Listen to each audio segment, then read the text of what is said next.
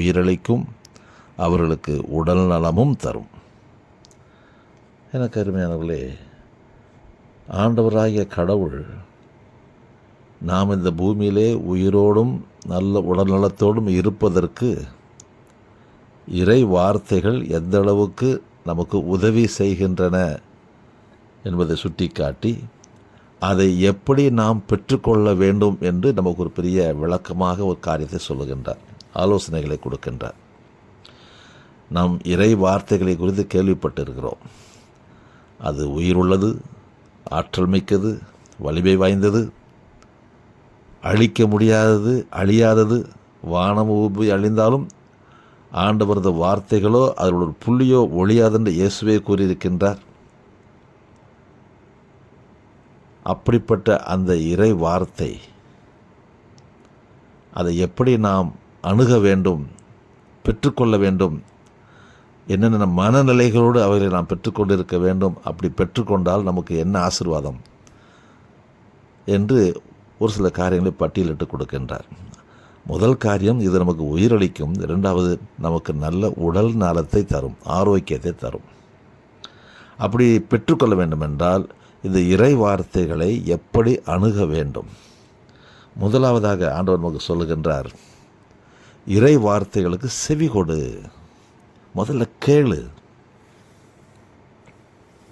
இறை வார்த்தைகளை கேளு. அவைகள் கேட்கும் பொழுதுதான் அவைகள் உள்ளத்தில் போய் பதிய முடியும். முதல்ல இறை வார்த்தைகளை கேட்கணுமா.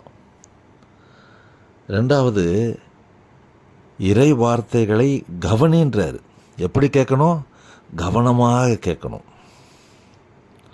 கவனமாக கேட்டால் அந்த இறை வார்த்தை உயிரளிக்கும் வார்த்தையாக மாறும், நமக்குள் உயிரளிக்கும். கவனம் இல்லாமல் கேட்கும்போது உயிரளிக்கும் வார்த்தையானது செத்த வார்த்தையாக மாறிவிடும். அதாவது அதனால் எந்த பயனும் நமக்கு இருக்காது. மூன்றாவது ஆண்டவர் சொல்லுகின்றார், உன் கவனத்திலிருந்து அது விலகாது இருக்கட்டும். முதல்ல கேட்கணும். எப்படி கேட்கணும்? கவனமாக கேட்கணும். கவனமாக கேட்டது என்ன பண்ணணும்? உள்ளத்தில் பதித்து வைக்கணும். உள்ளத்தில் அது விலகாது இருக்கணும். நம்ம அதை விட்டு நம்ம விலகிடக்கூடாது. நம்மை விட்டு அதுவும் விலகக்கூடாது, அதை விட்டு நாமும் விலகக்கூடாது. விலகாமல் என்ன பண்ணணுமா? அதை உன் உள்ளத்தில் பதித்து வைகின்றார் ஆண்டவர். நம்ம திருப்பால் 119 படிச்சிருப்போம். ஆண்டவரே, உம்முடைய வார்த்தைகளை என் உள்ளத்தில் பதித்து வைத்திருக்கிறேன், அதனால் சகல பொய் வழிகளையும் வெறுக்கிறேன்னு சொல்வார். அப்போ உள்ளத்தில் இது இருக்கும்போது பொய் வழிகளை செய்ய விடாமல் அதை தடுக்கும். அதனால் உள்ளத்தை பதித்து வைக்கணுமா.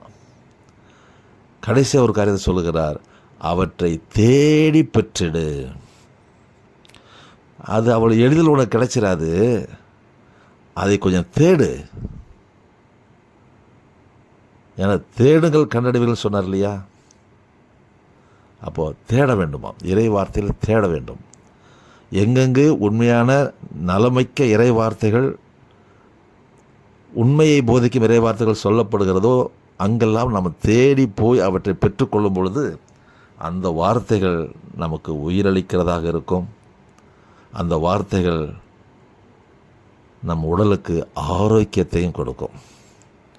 எனக்கு அருமையானவர்களே, இப்படிப்பட்ட மனநிலைகளோடு இந்த இறை வார்த்தையை நம்ம அணுகும் பொழுது அந்த இறை வார்த்தை நம்மோடு பேசும், நம்மை பலப்படுத்தும், நம்மை பாதுகாக்க, நம்ம வழிநடத்தும், நமக்கு ஆசீர்வாதத்தை பெற்றுக் கொடுக்கும், அதிசயங்களை காண பண்ணும்.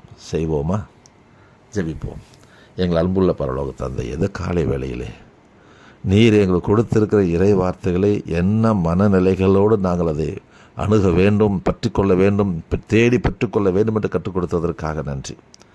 நீர் கற்றுக் கொடுத்த வழிகளை பின்பற்றி நாங்கள் செயல்பட்டு இறை வார்த்தைகளை கவனமாய் படிக்கிறவர்களாக, அதில் எங்கள் வாழ்வை நாங்கள் வளமாக்குகிறவர்களாக மாற உதவி செய்வீராக. எங்களோடு இருந்து பெரிய காரியங்களை செய்யும். மீட்பராம் இயேசு பெயரால் ஜெபிக்கிறோம் நல்ல பிதாவே, ஆமென். ஆண்டவர் நம் யாவரையும் ஆசீர்வதிப்பாராக. அன்புடன் விக்டர் பாக்கியம்.